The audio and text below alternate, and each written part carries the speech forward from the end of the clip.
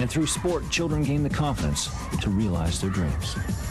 Kids Sport is a children's charity, and it's all about giving underprivileged kids a chance to participate in community sport programs instead of the alternatives.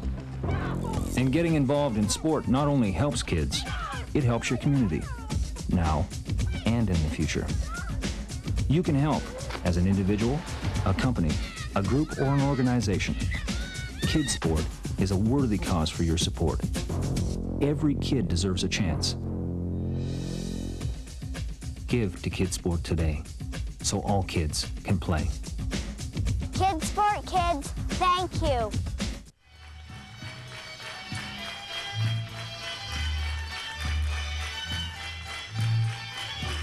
Hey ho, it's time for the Polonia, don't you know? Featuring Regina's own Polonia Dance Ensemble. Recorded live at the Regina Performing Arts Center with special guests from Winnipeg, Białowież, Ottawa. Be sure to watch Polonia in concert Sunday, May 28th at 7 p.m. and Wednesday, May 31st at 6 p.m. right here on Access 7.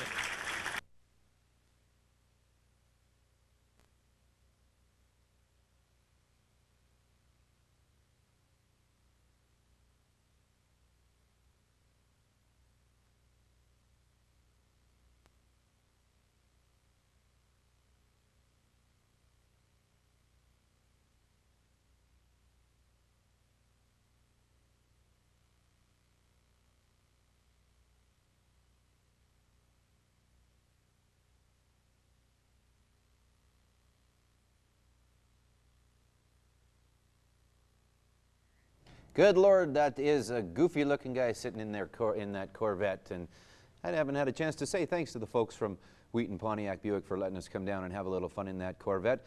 Good evening, folks. I'm Joey Hadisbeck. Of course, you are watching the show that puts you in the driver's seat in gear here on Access 7. Big show again planned for you tonight. Barry's Automotive Adventures. We sent Barry out, and you know what? I don't even know where he went this week, so it's going to be a surprise to me, but always lots of fun, so we've got that coming up. Also later on, this season opening in Douro at Kings Park Speedway was this last Sunday. Lots of fun. If you got a chance to get out there, I'm sure you had a wonderful time. And if you didn't, we've got a few highlights for you on the Racer's Edge a little later on, so stay tuned for that. Boston Pizza tonight, we're going to be going to the Quant Street location. So again, you're always welcome to come on down and visit us and talk about cars and anything else that you would like to come down and talk to us about. So we've got that plus a whole bunch more. What I'd like to do right now is introduce you to my first special guest this evening, Gord Johnson with the Ride for the Breath of Life. Thanks very much for being here tonight. Thanks for having me, Joe. And to your left is Ralph Leibel. Ralph, you're with the Cystic Fibrosis Foundation, and what we're going to talk about a little bit tonight, folks, is the Ride for the Breath of Life, which helps the Cystic Fibrosis Foundation. And why don't you start, Gord, a little bit about the history of the ride itself? Well, this is our 16th year, and obviously it started 15 years ago by a woman who had CF. And basically all the funds that we raise through the motorcyclists that attend this function go directly to the charity, Cystic Fibrosis. And Ralph, why don't you tell us a little bit about, I'm sure some of the folks out there know what the disease is, but maybe enlighten us a little bit, and I know why you and Gord are involved in it, so tell us a little bit about that as well, please. Sure, I'd be very pleased to. Cystic fibrosis is an inherited disease that is very devastating to CF patients or children and adults, that primarily affects the mucus in the lungs, causing congestion, and also in the pancreas, which causes digestive problems. And essentially they don't thrive. They have numerous infections and eventually causing mucus blockage of the lungs and eventually respiratory arrest, or they pass away relatively early in life. What's really successful about CF and the foundation itself is that since 1960 to now, 40 years, we're celebrating our 40th anniversary, and the life expectancy of a CF child, which was 4 to 5 years of age in 1960, is now late 20s, early 30s. But it is very devastating because we've been to funerals for 10-year-olds and 20-year-olds, and we want to somehow come up with a cure for CF. Gord has a daughter with CF that's 16, and I have 2 boys, one that just turned 8 and one that's 10. And if you think about that, a few years ago, that would have been considered old age for a CF child. Really? Yeah. So it's changed quite a bit, and a lot of it is what we're talking about tonight, the Ride for the Breath of Life. That's the tie within gear, the bikes. And we want to say right off the bat, Gord, it's not just Harleys. A lot of the times you see a lot of guys on their Harleys and their Indians and that, but if it's got an engine and it's got two wheels, you'll take them for the Ride for the Breath, I would imagine. You bet. It's this Saturday, May 27th. Right. We all meet at the Husky out on the highway, number 1 highway. Registration is from 9:30 to approximately 11:30, 12. We all depart from the Husky at 12 and make our way to Indian Head, and we have a barbecue for all the fundraisers. Right. Chris White from the Wolf going to be out, do a little emceeing and have a little bit of fun afterwards as well? Yeah, you bet. It should be a good time. So again, it's not just a Harley event. It's guys with any type of bike. There's a bit of a fee to be a part of, but that all goes right back to the charity, I would imagine. $10 registration if you don't have a pledge sheet from a couple of months ago and don't have a lot of pledges built up over the last little while. Just feel free to just come on the run, pay your $10 registration, and you're welcome to come down. Any kind of motorcycle, any kind of make or model. Exactly. It doesn't matter. We're motorcyclists. We're there to have fun, and we're there to raise money for a charity. Right. If some of the folks want to come out as well, maybe they don't have a bike, but they're welcome to come out, I would imagine, to see the start because it's got to look cool. Oh. 300 bikes taken off from the Husky on Saturday. You bet. We got 8 awards that we usually give out. One of them is a show and shine. So Right. these guys spend a lot of time showing and shining their bikes up before they come out so they can try to win that award. You going to have the show and shine before you go on the ride or after out at Indian Head? Probably out at Indian Head. We give away the 8 awards out there, 3 top fundraisers, longest distance awards, stuff like that we give out at Indian Head. Ralph, do you get some people from quite a distance away? Do guys come in from different parts of the province and the different parts of the country to come to the ride? All over the province. I understand people have come from down in the States to out in BC, Manitoba. Is this somewhat specialized for Saskatchewan, or is there a Ride for the Breath of Life in Alberta as well? It's starting to get known through the other provinces. I know that British Columbia has been doing one for about 4 years. I know that Quebec City alone has been doing one for about 4 years. That's very successful. Right. I sent some literature to a woman in Ontario, and Toronto wants to head up their get in Ride as well. for the Breath of Life. And those are big venues, so they'll do real well. And you can see 2,000 or 3,000 bikes out at something like that, eh? Yeah. It would just be wonderful. If we could get a little bit of a shot of some of the awards, you said that there's some specific prizes for the show and shine and furthest away, but as well the riders, and it's a little tight. You know, we're doing it the Thursday. It's this coming Saturday, but maybe if people didn't get a chance to get in this year, they raised their pledges, and if we can get a shot of some of the prizes that they can Sure. get for raising amount of dollars. Let's just start with that one right there, that leather jacket. Great looking coat. This is new for this year for $1,500. Anyone that raises $1,500 in donations towards the charity will issue them a leather jacket. Right. Full leather jacket, beautiful jacket. For $500, you can get a Melton jacket, Right. the one with the leather sleeves, and for $300, you can get the denim jacket behind us. Okay. And for $100, we got a belt buckle, $50 for a T-shirt, $30 for a run pin. So there's something for everybody. Right. You know, if you didn't collect a large amount, or even if you just want to come, that's fine. Exactly. Are there some people that help you out with the apparel to do those giveaways as Oh well? yes, yes. We got one of our major sponsors, Silver Screen, makes all of our apparel for us and gives it a real good discount because it's a charity. Yeah, exactly, to help out. Maybe if we could, let's get a little bit of footage. We've got some from last year, if we can get that up on the screen, and we'll just show the people. Like I said, Gord, it's got to be amazing to see the 200, 300, and who knows how many this year. Maybe tonight we'll get a few more guys out with their bikes, and again, they can just come and give their $10, and that can Sure. be their donation and come out. But it's got to be amazing to get out there and see a whole bunch of bikes taken off from the Husky. Yeah, it really is. We usually have the help of the city police. Right.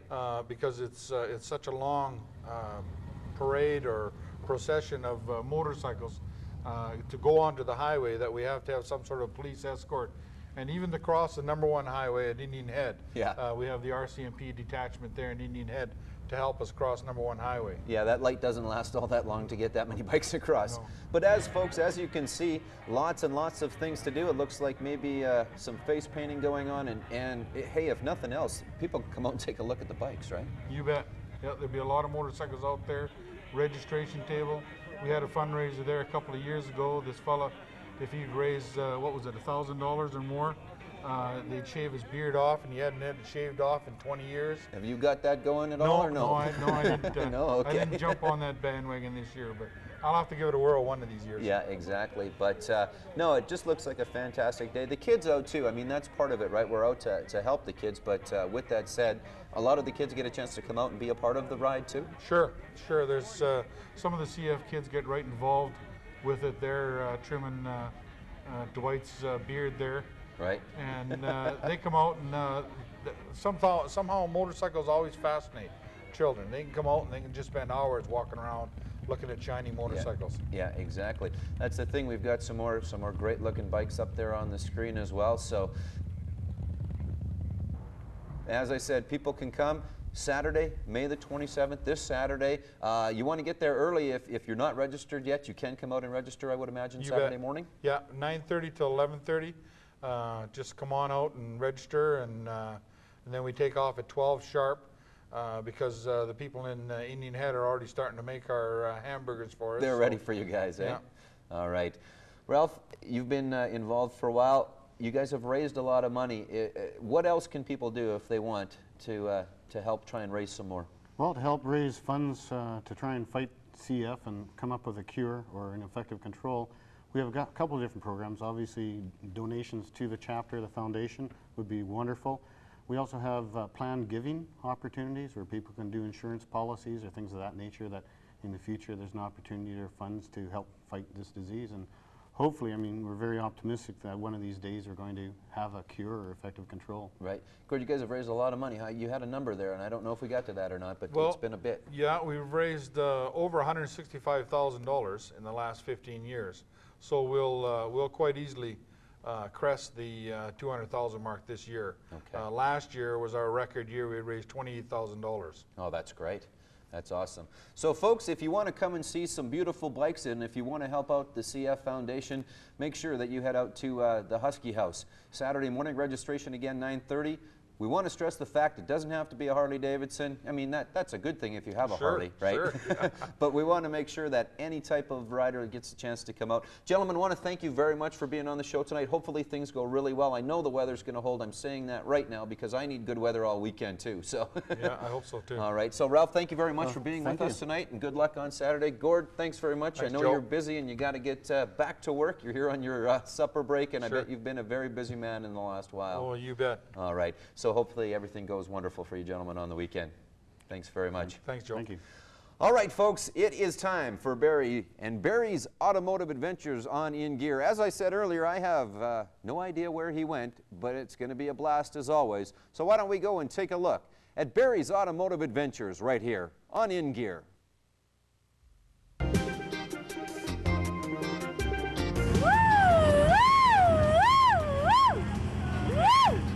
Hi, and welcome to another edition of Barry's Automotive Adventures. And this week we have something truly unique all for you. It's all part of a big festival, the 12th annual Cathedral Village Arts Festival. And in a moment, you're going to see some of the most unique vehicles you've ever seen anywhere. Let's have some fun.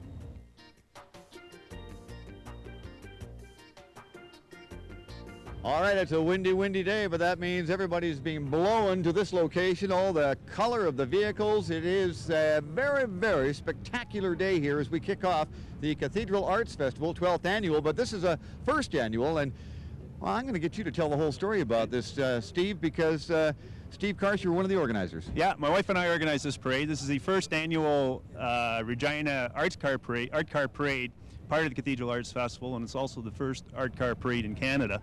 So we figure let's kick it off here and start the ball rolling. Now it's only fitting that you show up on Barry's Automotive Adventures. You've got some out-of-town guests here. Yeah, we've got Dave Major from Kansas. He's got the Aero car. We've got Ernie Penny from Moose Jaw. He's got the Penny Mobile. Steve Perrin has the Tigger Honda, and I think everybody else is pretty much local. All right, it's really colorful. It's going to be a lot of fun. So we've got a parade happening here shortly. We're going to cover that. But we're going to go take a walk around right now and see these rather unique vehicles on Barry's Automotive Adventures.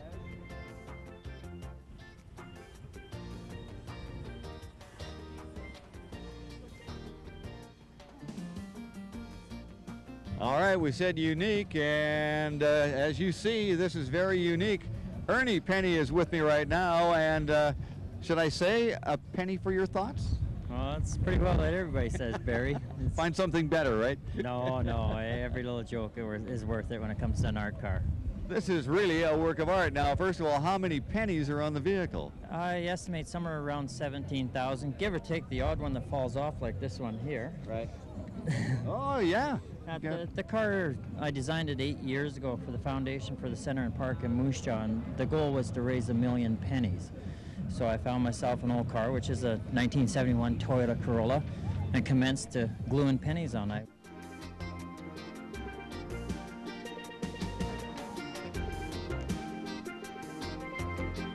Okay, now there's a little history to this car as well. Ernie, tell us about the Ottawa history. When I designed the car and the foundation for Center and Park was raising pennies, many interesting things happened. Our MP got up in the House of Commons in Ottawa, and underneath the private members bill, he told about the foundation for the Center Park, the Penny Project, and he was proud to announce to Canadian citizens that the Penny Project was one of the only projects, if not the only project in Canada, that got a red cent out of the House of Commons. And I received a little jar full of pennies from the House of Commons. Then the Words from the Hill, which is the letter, or the newspaper, did a story, and I got two 2-liter bottlefuls of pennies out of the House of Commons. And it's mentioned in the Hansard, which is the official minutes of the House of Commons, too. So there's history that way with the car, too, with what happened, with the project during the time. Something just creeped in here that there was a movement underway to abolish the penny. So what happens if that happens? Well, hey, the car is here to always promote. Like, are you going to go to the bank or to the store and have to pay 5 cents for everything? Are you going to teach your kids to count by fives? Sure, it's expensive to make the pennies, but you got to start with one. And that if you want to really create an interest in pennies, mint a smaller portion. Then they'll become very valuable, and people start going through their change. And Mr. Kaplan down here, this is the article I put on here, he got up and did the same thing as Mr. Report with a private member's bill. He tried to abolish the penny. It made it to the first reading of the House of Commons. But when I seen that and heard that, I phoned Mr. Kaplan, talked to him, the newspaper did a story on it, and it created some more excitement for the project too. And, it's an insignificant coin in Canadian history, can be significant too. There's a large amount of money out there for fundraising when it comes to pennies, but better find a way to roll them. We had 750,000. If it wasn't for Valley View, a handicap facility in Moose Jaw, it took 2 cottages of 30 people a year and a half to roll 750,000 pennies. That's an absolutely incredible story. Thanks again, Ernie. Not a problem.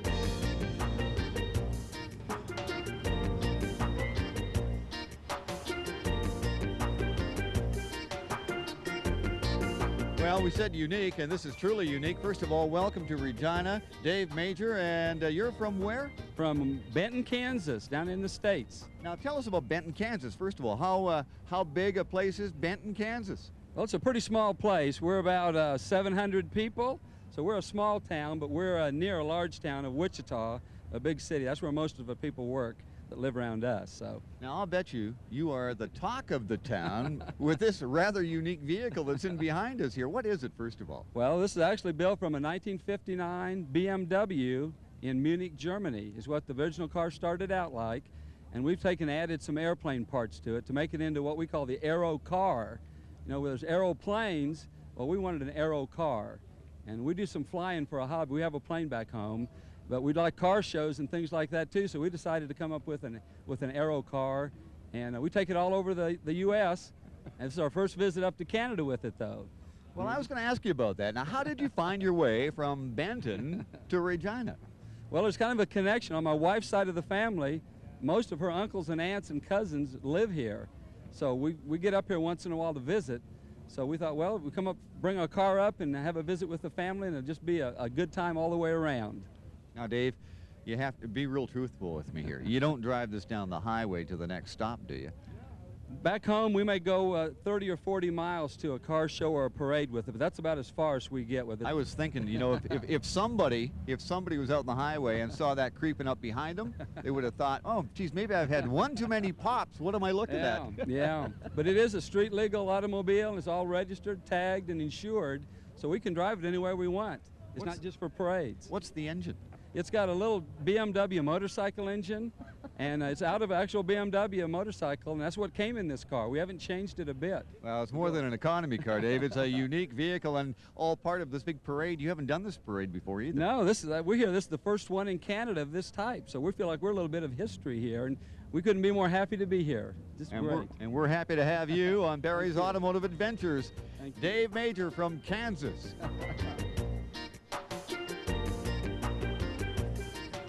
To lean in the window here and welcome Irene Major to Regina. Are you having fun? Oh, yes, great. Listen, I'll tell you what, this is really a unique vehicle. You have a lot of fun in this, don't you? Oh, I love it. Yeah? I love it. Yes, it's glad. fun to be in parades. It's a smiley car. Yeah. Everybody smiles when we come by.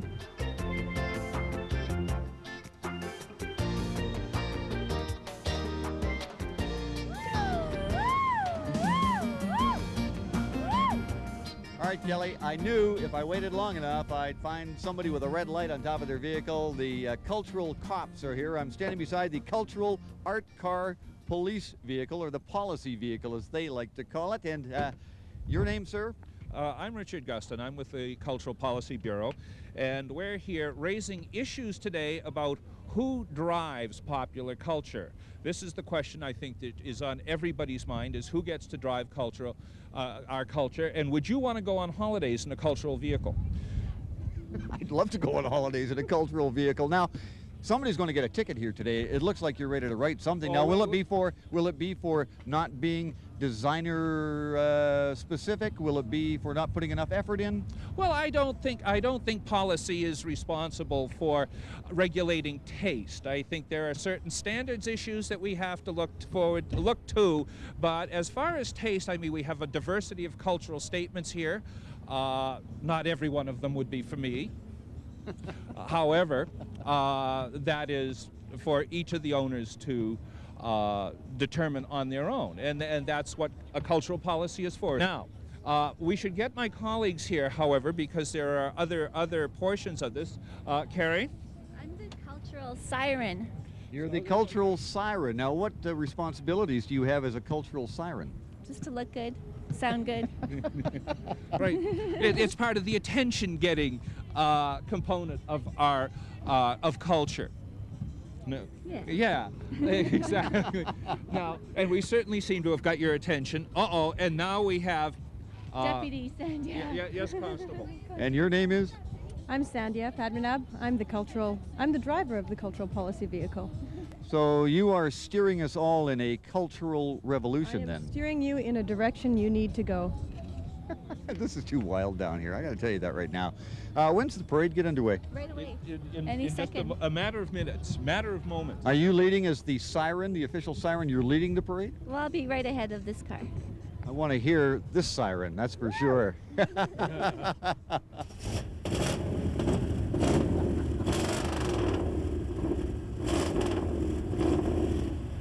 Of course, this meets all standards in the community. Especially for this community, yes it does, yeah, so.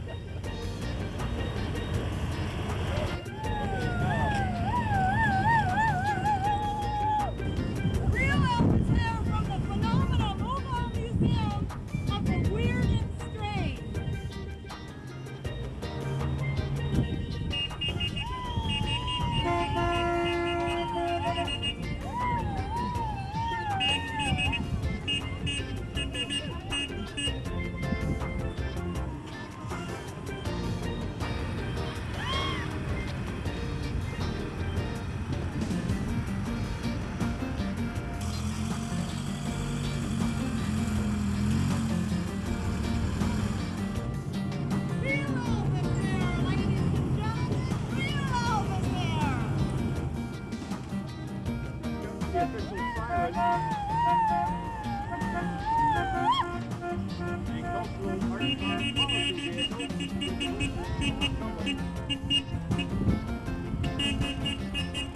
And there you have it, ladies and gentlemen, the Art Car Parade as we kick off the Cathedral Village Arts Festival. What a great time. I got to get out of the way. Thanks for joining me for another edition of Barry's Automotive Adventure.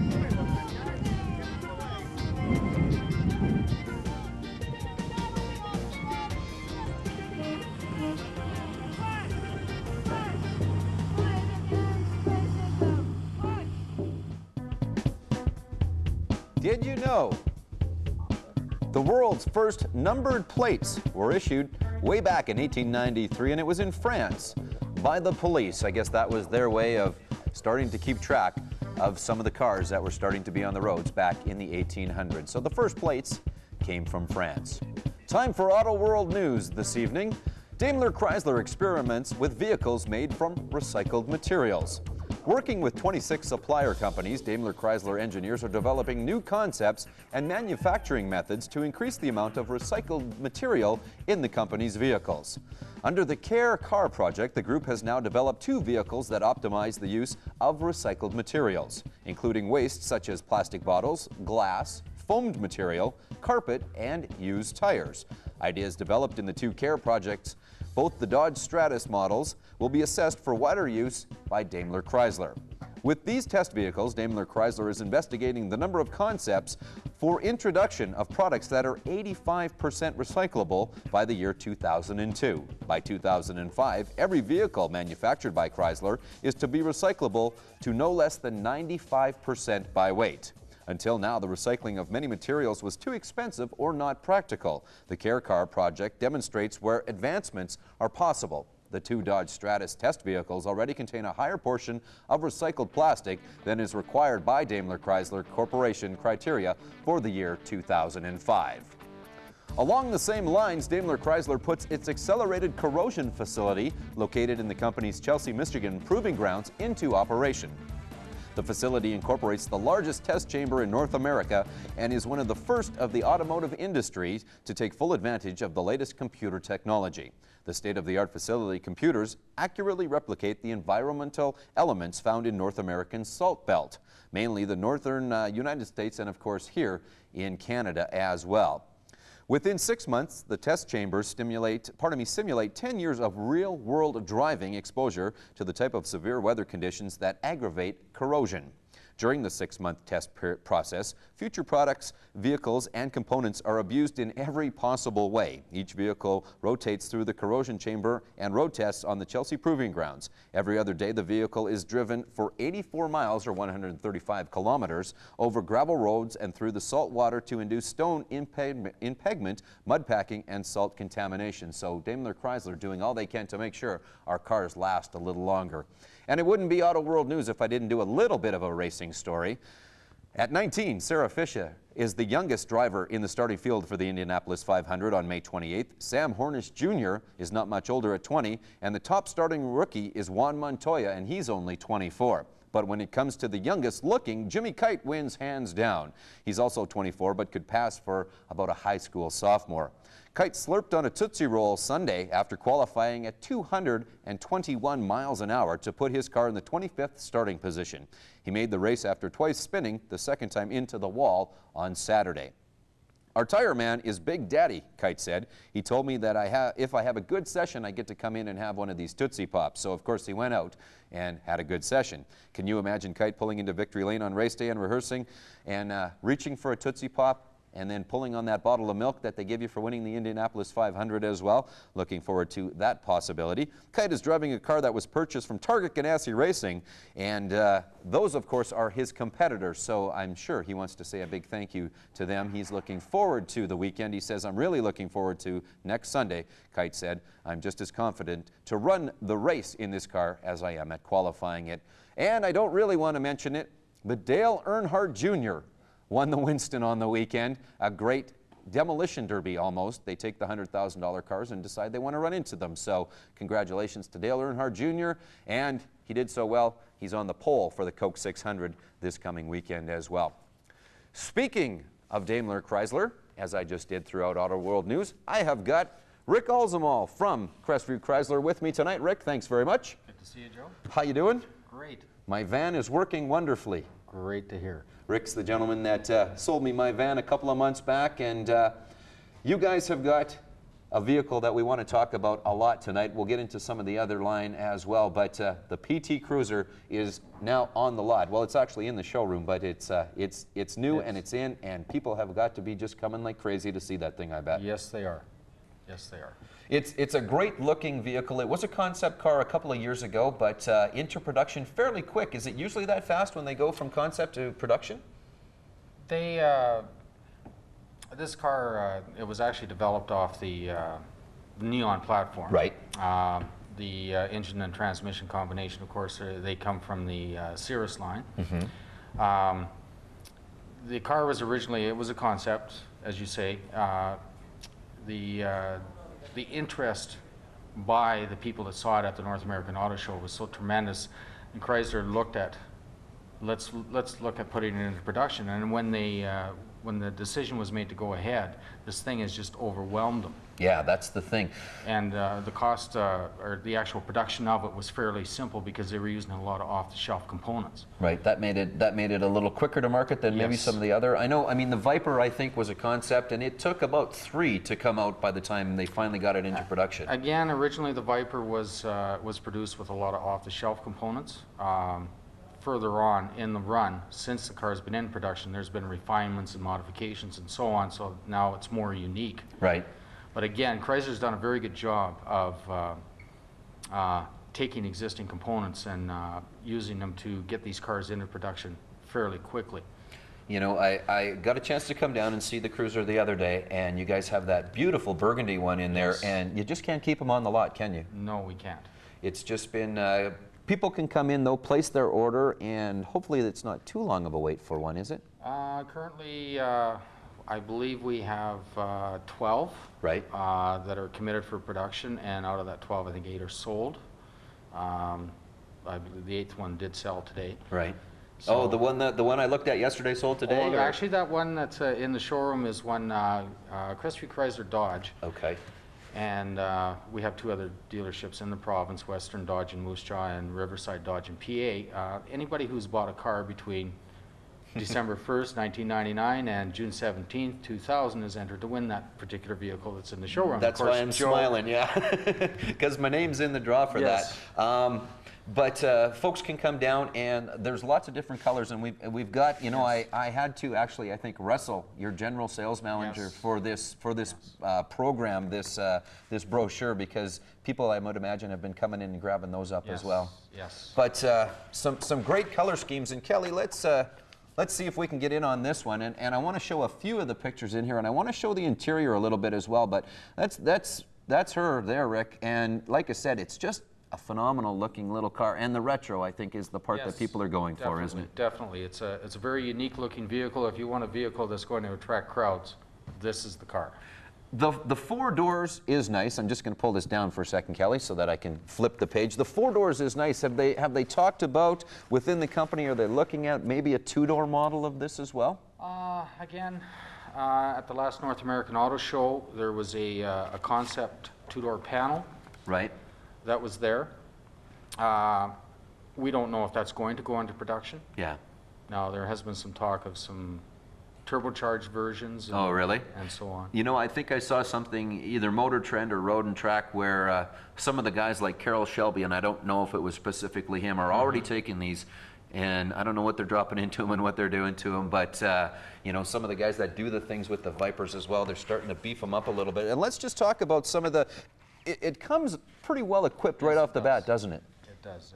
Air conditioning is standard, tilt is standard, AM, FM cassette is standard, power steering, power brakes, of course. Power, did I mention power windows? Yeah, I think so. The rear seats, they fold, they tilt, they'll come out like a van. It's a very, very versatile vehicle, very well finished. In fact, initial reports from the industry are saying that this is the best quality built vehicle that Chrysler has ever produced. And that's a large statement, because I mean, you guys have been great with safety. I mean, we'll talk a bit about the vans in a while, but you know, I mean, you guys have been leading edge on safety features, have you not? Yes. Yes, Chrysler has been in the forefront. They were the first to offer airbags across the lineup. Right. In the early 90s, making it a standard feature. Right. Side impact beams, again, they've been standard in the vehicles for years. Exactly. Some of the other features I thought that were great, that are options. The standard transmission, that's cool. I mean, I would have figured it would have been an automatic in there, but that's great, the little 5-speed in there. Awesome to drive. Yeah, is it? Have you actually had a chance to drive one? Yeah? They let you take it out? The one that is sitting in the showroom right now is a 5-speed. Yeah, I know, I saw that. Yes, it's great shift field, very short gate, very tight, especially for a front drive vehicle. Right. It's most front drive vehicles you find that if their cable shift are very, I'm not going to say sloppy, but the gate is not it's very not tight. quite right there, right? Yes. Yeah, exactly. Sunroof, tinted windows, lots and lots of things that you can put into it. Kelly, if we can, let's get another one here. This is the interior, and folks, these pictures aren't doing justice, but you know, we tried to bring one down, but they just wouldn't let us take it out of the showroom. I'm just kidding. It's the one that they're giving away, and there's no other ones on the lot. So, but I really love the instrument package. It's cool. The one that I got a chance to take a look at, and I know I keep using the word cool, but it gives you that retro feel, and there's just so much to this vehicle. It's so nice. Cool is a very good word to describe this vehicle. And it's a little bit smaller. I mean, if a person's looking for a minivan, it's not a second option, really, is it? But it's close, though. When I find this vehicle where it's attractive to minivan buyers, you take the minivan buyer or the minivan owner that has had the van for so many years, and now their children have grown up and gone on, and they like the versatility, but they want the smaller package. Right. So this vehicle will do a lot of things that the van will do, but in a smaller package. But in a smaller version, exactly. Mileage is phenomenal. Again, in the brochure, and folks, you do have to go down and see, there is a lot of room in there. You said the seats fold down, and you can still, I mean, it's like the old work wagons a little bit. A little bit. So you're going to maybe see some of the companies grabbing these and using it for around town, I would imagine. Yes, you're going to see a lot of commercial use out of them. Right. I really do hope they put the panel version into production, because I think that would be a tremendous seller. Exactly. It'd be the ideal little small courier vehicle. That's right. Type of thing, a small business vehicle. You know, you guys haven't had a Viper in there for a while. How come? Are they tough to come by? Is it tough to have one in your showroom? It's a limited market. Yeah. It's a limited market. I do believe we do have a GTS coupe on order. Oh, really? Yeah. That should be arriving here, I would say, the end of June. Yeah. There was a beautiful forest green one a few years ago that I know was in, and do you guys bring them in knowing that you're going to get rid of them, or is it more special order on something like the Viper? It's more special order. Yeah, exactly. Let's talk about some of the other line. Let's talk about vans, because you guys got to be #1 for vans, and have been for a long time. Started the whole deal. Yes, the others are finally starting to catch up. Yeah, you can say that and feel comfortable in that they're coming around a bit. But we have a next generation. That's the thing, exactly. Couple of different versions of the van. There's the Grand Voyager, which is the larger. They're all 7-passenger now, but if someone's looking for a little bit more space, is that the route that they go possibly? Yes, Grand Caravan, slightly longer in wheelbase, slightly longer at the back of the van. The advantage of the longer wheelbase is it does spread the seats out. Okay. So you have more leg room between as well the other seats. Okay. And then just the standard. I mean, like I say, that's for those that don't know, that's what I got was a Dodge Caravan, and they've really changed. I had a 1988 Voyager, and now I've got my '98 Caravan, and they've really come a long way. But you know, I hate to say it, but it is, and I don't mean it that I hate to say it, but it's a great family vehicle. Yes, it is. I was trying to word that differently, where a lot of people maybe shy away from it. Oh my God, it's a minivan, it's a minivan. But it's a great vehicle. It's nice and sporty. It drives very well. It's just great to have. Nicest way to travel on the highway. Really. Oh, it is. That's the thing. And there's so many different features that you can put into the vans now. I mean, they're putting TVs in and everything. It load the kids up and away you go. Yes. Definitely. Yes. Let's talk about the Sebring. We've lost the Avenger in Canada, but the Sebring has always kind of been its sister or its brother, and it's still here and changing it a little bit, I think, for the next couple of model years. Actually, yes, there is a new version that will be out this fall. Actually, with the amalgamation of the Chrysler product line in Canada, with the disappearance of the Dodge and Plymouth cars, right. And everything's under the Chrysler label.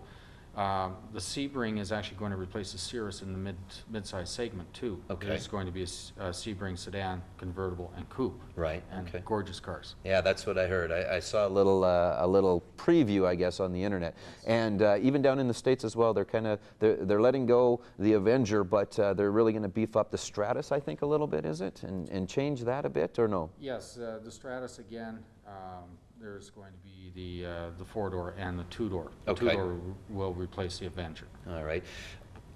People can come down and see all of these, of course, but lots of ordering in for folks as well, I would imagine.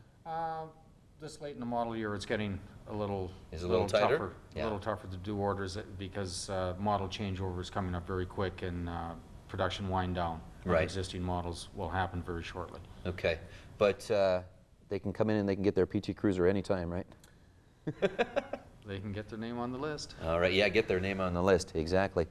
All right, folks, we are going to go to the Racer's Edge. We were out, of course, at Kings Park Speedway on Sunday, and we've got a little bit of a highlight package for you. Don't forget, though, right here on Access Channel 7, June 2nd, and I'm not positive of the time, but I'll try and have that when we come back. We are going to have the full race for you. All the fun with Sharky and all the other guys that were out, and all the banging and all the crashing. You're going to get a chance to see it. If you didn't get out to see it live, you are going to get a chance to see it at least for sure one time, and then as many other times as you like here on Access 7. Again, that's June 2nd, and I will have the time for you when we come back. For right now, just a little bit of a tease. Here's the Racer's Edge on In Gear.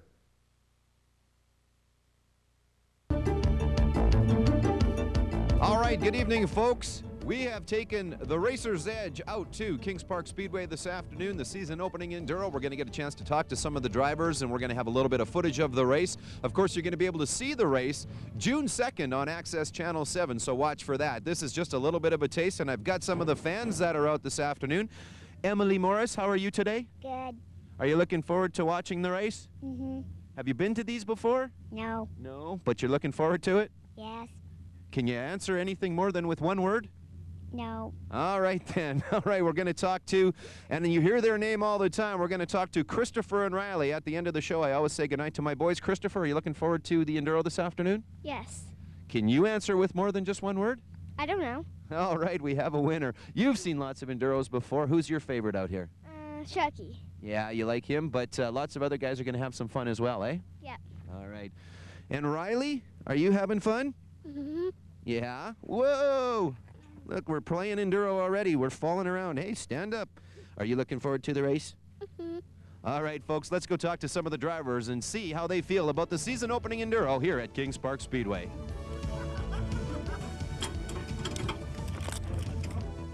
See that in there? See the big hole there? Just get some silicone, try to close it in, okay?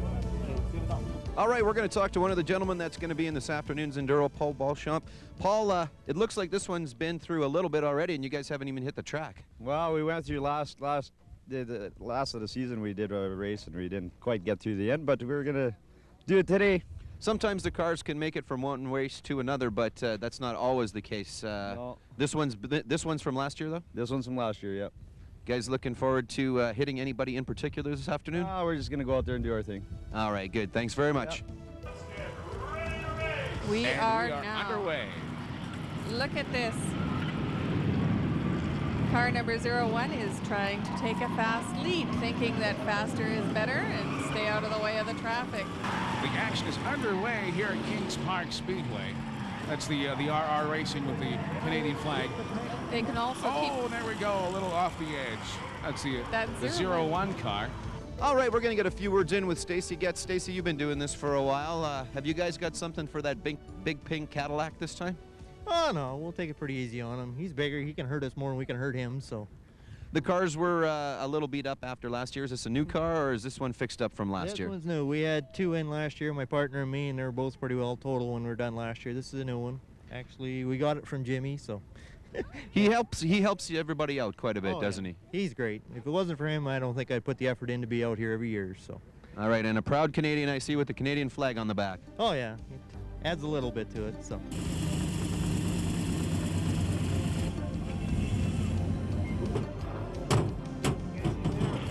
Now, the only minor rule in the Enduros that you have to bump the car before you pass it. As you see, we have a nice struggle going into the third. And into the third turn, and Sharkey gets pushed off on the outside of the track. Any specific strategies for this afternoon? We're out early. We'll explain to the folks. This is pre-race interviews that we're doing. So have you got some specifics that you've got in mind for today? Yeah, but if we told you, we'd have to kill you. Oh, sure. Oh, there you go. That's how we're going to win. That's the plan for the afternoon, is just keep it all quiet until you hit the track? Well, our team name is the Annihilators, and that's self-explanatory, I think. All right, thanks very much. All right.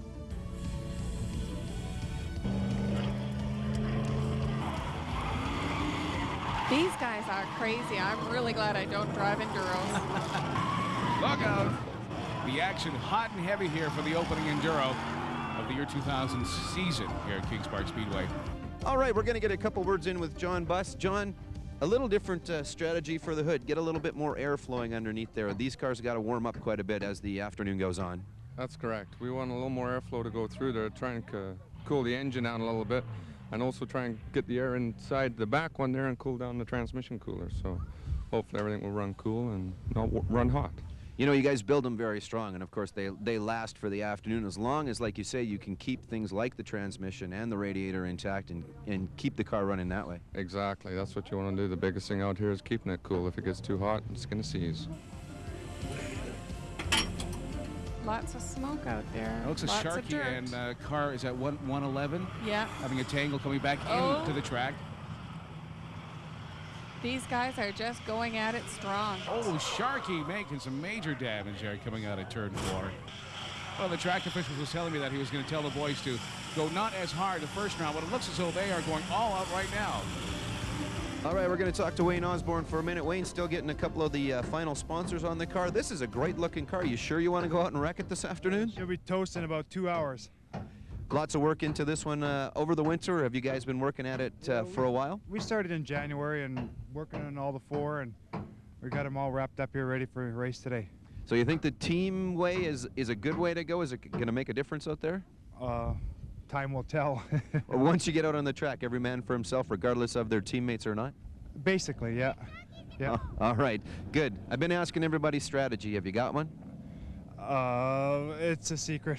It's a secret again. We'll have to let you know. All right, get those sponsors on there. Thanks very much. Thank you.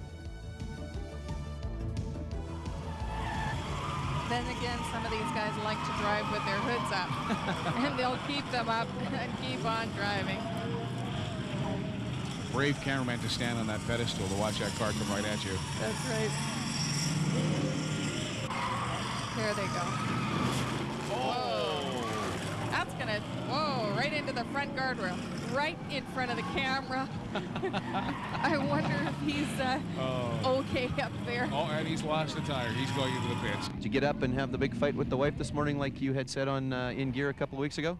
Actually, I kind of forgot, but she did start one just to get me going this morning. So, yeah.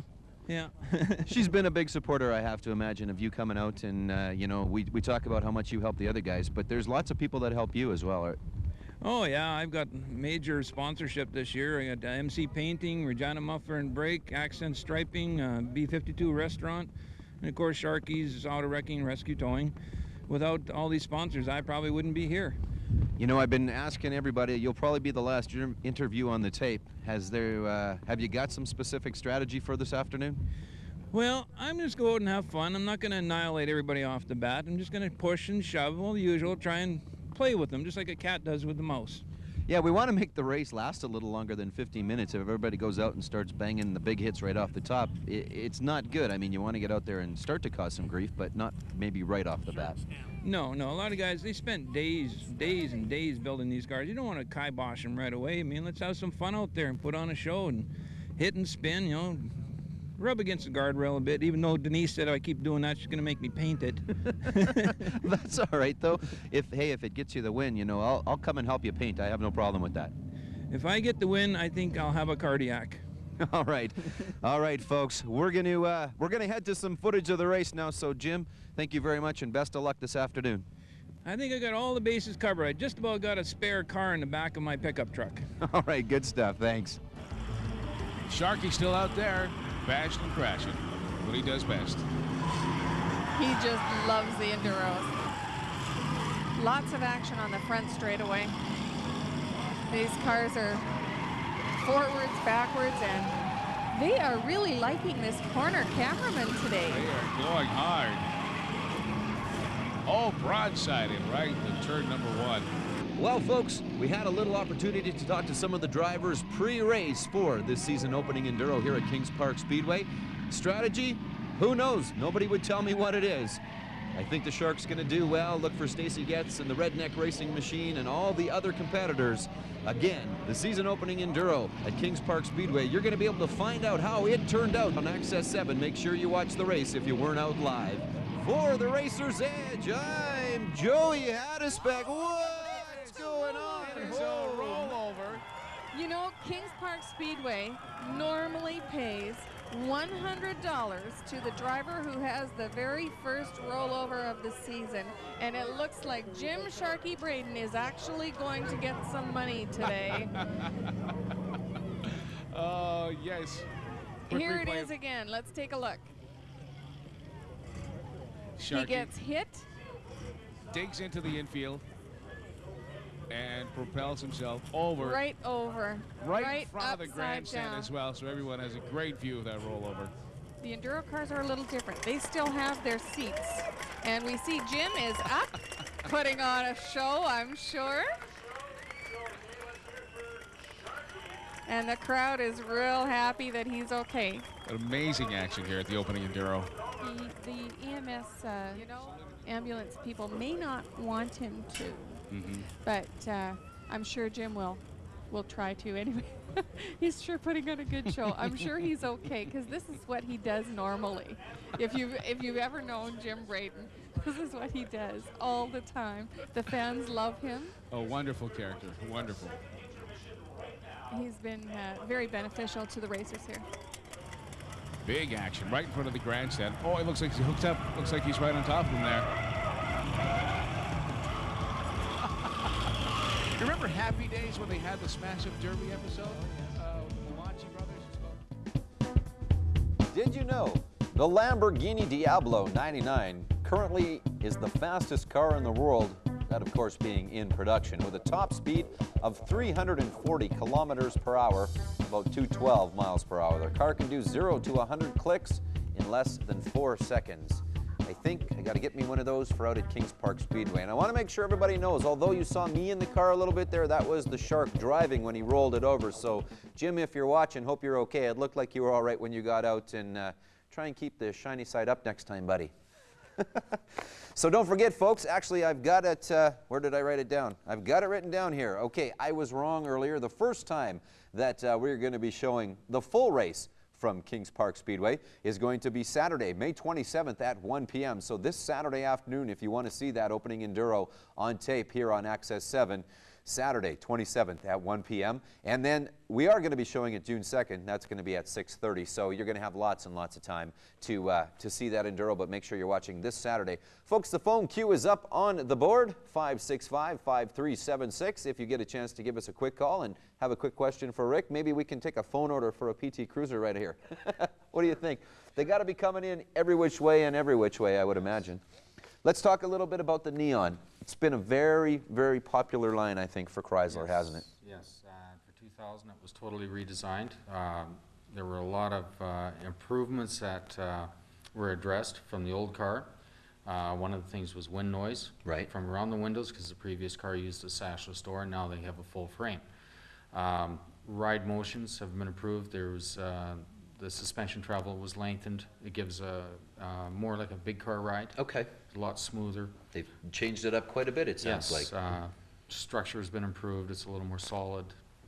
Nice car. I drive one all the time. Yeah, I know. You had when we first got the van, we had a little bit of tune-up done to it just afterwards, and you let me take yours out. And yeah, it's a nice ride. It's a smaller car, but as you said, you don't feel that in it really. And lots of room. Exactly. Something that's a little bit bigger, the Intrepid. Again, that's something that's really come on. You see lots and lots of those, and we look forward to the Intrepid RT as well. That's something a little different that's coming up. We do have a couple of those on hand. Of course, we're going to see that back in NASCAR next year. Is that anything that you guys have been involved, or is that kind of down in the States for the most part? More in the States, though you will see some promotion by Chrysler. Okay. Involving dealers across North America. Right, okay, well that's great. Looks like we've got a call, so we'll take this one. Sure. Hi, thanks very much for holding. You're on In Gear. Yeah, are you guys looking for a test driver to try out that new PT Cruiser? Oh, I don't know, Jim. I don't think they're going to let you take the Cruiser out, buddy. They just saw what you did to the Cadillac. How about a Viper? No, I don't think they're going to let you take any of their vehicles out. Right, Rick? He can't come and drive anything, can he? A used minivan? Yeah, I think we have about an 84 Voyager sitting in the back there. There you go, buddy. I'll stick to my Cadillacs. So, did you have a lot of fun on Sunday? I had such a blast, I can hardly wait till September, and I'll be back with the same car. Yeah, it looks like it actually didn't sustain a whole bunch of damage. It looks like it held together pretty well. And you're okay? You were kind of wobbling a little bit, or was that for the kids? Oh, I was just having a good time. Did the Meatloaf 8-track get wrecked at all? Oh, no, I made sure I didn't wreck this tape. Attaboy. All right. We'll see you on Sunday for the season opener for the rest of us. I'll be there. All right. Thanks, Jim. Okay, Joe. Have a good night. Bye. Bye-bye. Of course, the Ram truck, Rick, has been doing well for a number of years now, and not a lot of changes. I mean, it's been good off the go, hasn't it? Yes, it has. There were some minor changes done in '98 with the addition of the quad cab, the 4-door version, and the interior got redesigned a little bit. But basically, it's it stayed pretty much the same. The diesels, the Cummins engine got uprated again this year for 2009. Saw that. The Dakota, a little bit of a switch this year. Full 4-door, you can get it in. That's great. I mean, it's always been a hot truck, smaller truck, but that really adds some nice features to it with the 4 doors, doesn't it? The 4 doors, and the other big change for the Dakota this year was the addition of the 4.7 V8, which replaced the old 5.2 or 318. It's a single overhead cam. It's much more modern technology, more fuel efficient, more power, and so on. Okay. People want some zip and they can't afford a Viper, they can definitely get a 300M, can't they? Yes. Beautiful car. A friend of mine has one, and I love the shifter in it. It's an automatic, but it's a standard, and it's kind of a combo. Tell folks a little bit about that. It's called Auto Stick, and it gives you full manual control over the transmission. Right. You can actually start this car out in second gear. Really? If you so desire, if it's slippery out. Yeah. Which is a nice touch. And it works, it's very simple. You just move the shifter back and forth from side to side, whether you want to downshift or upshift, and it adds a sporting flavor to the car. Exactly. You know, our time has gone by so quick, but of course the Durango, that's been very, very popular as well. And you guys handle Jeep, and the Cherokees have done well. I saw a couple of YJs in the showroom that people can come down and take a look at. Yes, this is YJ season right now. Yeah, I bet. Everybody wants to get out and have a little bit of fun in the mud, eh? Yeah. Tell us where the showroom is, and they can come down and talk to you or any of the other guys there. 601 Albert Street, right on the corner of First Avenue and Albert. We call it the Big Corner. Right. The facility is a gorgeous facility. It's probably the largest showroom in the city or in Saskatchewan. Okay. And you guys are there every day but Sunday? Every day but Sunday. All right. Thank you very much for being on tonight. Thank you very much, Joe. And hopefully you draw my name out for that PT Cruiser. Of course, now if I win, people are going to think it's fixed, but it's not, right? Oh, no, not at all. All right, good stuff. Folks, of course, we want to invite you down to Boston Pizza. We're going to be heading to the Quant Street location tonight. Come on down and talk cars and talk bikes. And if you get a chance, head out to the Ride for the Breath of Life this Saturday afternoon. Head out to the Husky House. The ride takes off at 12, so make sure you do that. Look for a replay of the Enduro on the 27th. Come to Kings Park on Sunday. See the first one, and come and see us at Kings Park. Christopher and Riley, go to bed. Thanks for this evening. See you next week, folks. I'm Joey Hattespekk for In Gear.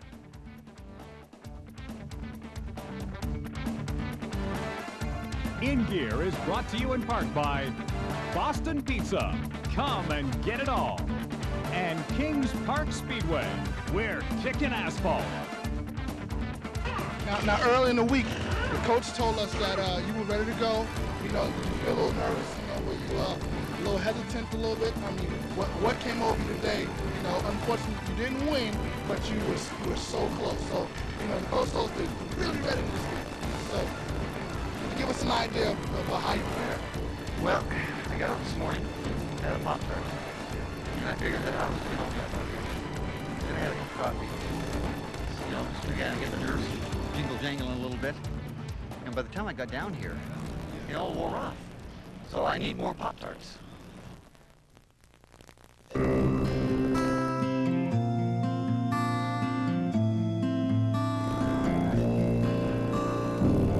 There are no unimportant words.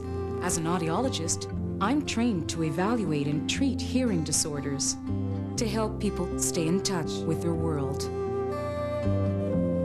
A message from the Canadian Association of Speech-Language Pathologists and Audiologists.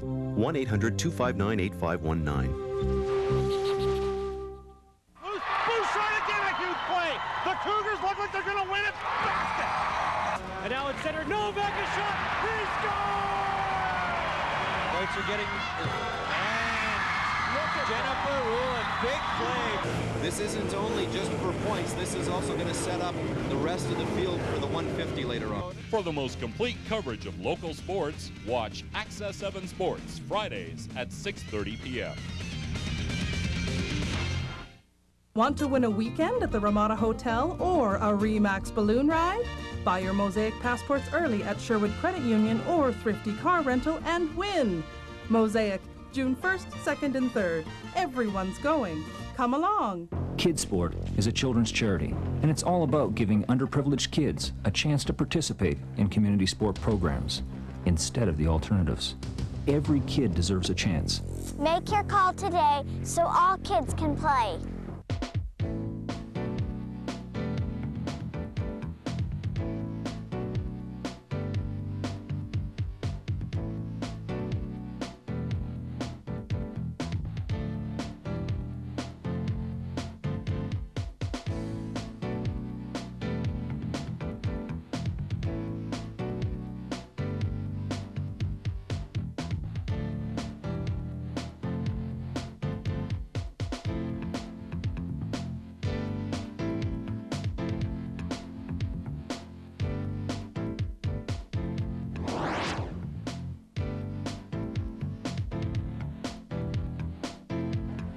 Welcome to an Access Communications special from Regina's Fieldhouse, where we're in attendance for the National Taekwondo Championships 2000 that are taking place here. I'm Gersh Madher. Join us for a very special look at many hopefuls. The Junior World Taekwondo Championships will be taking place in Korea, August of 2000.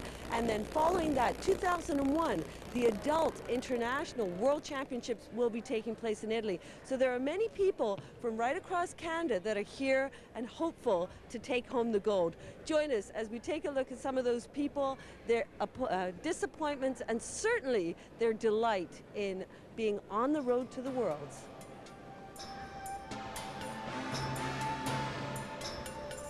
Now doing the sparring. There are the 5 members. There's actually 6. One is an alternate, and they have the ability to select who goes first. Now, Lucien is the member from Saskatchewan, and he is sparring against BC's black belt. And right there, he's just got a point because he's above, oh, and there's another point. As long as it's above the belt, and it makes close contact, then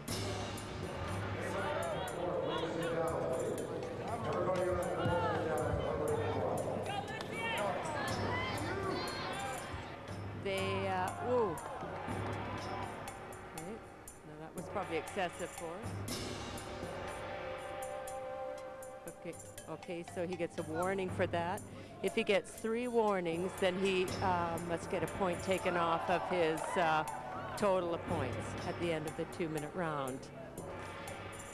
If there is 3 winning from the one team, then that team automatically wins, and they don't do all 5 fights. Now that guy will also, from BC, will also have got a warning for falling down. Okay, oh, nothing happened there. Okay, yes.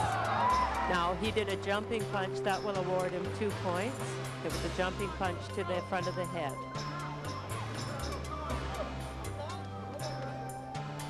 In order for Saskatchewan to have been selected to fight BC, they choose by a number, category 1 to 5, because there were 5 teams competing, and Saskatchewan got awarded, I guess got selected to fight with them. Okay. Oh. That will be a 3rd warning. So that should make him lose a point at the end, which is sometimes not good. That could make a decision between who wins. Okay.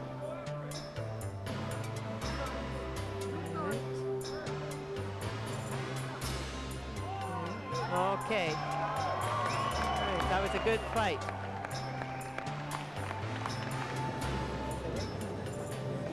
Citizen, 1, 2, 3, blue.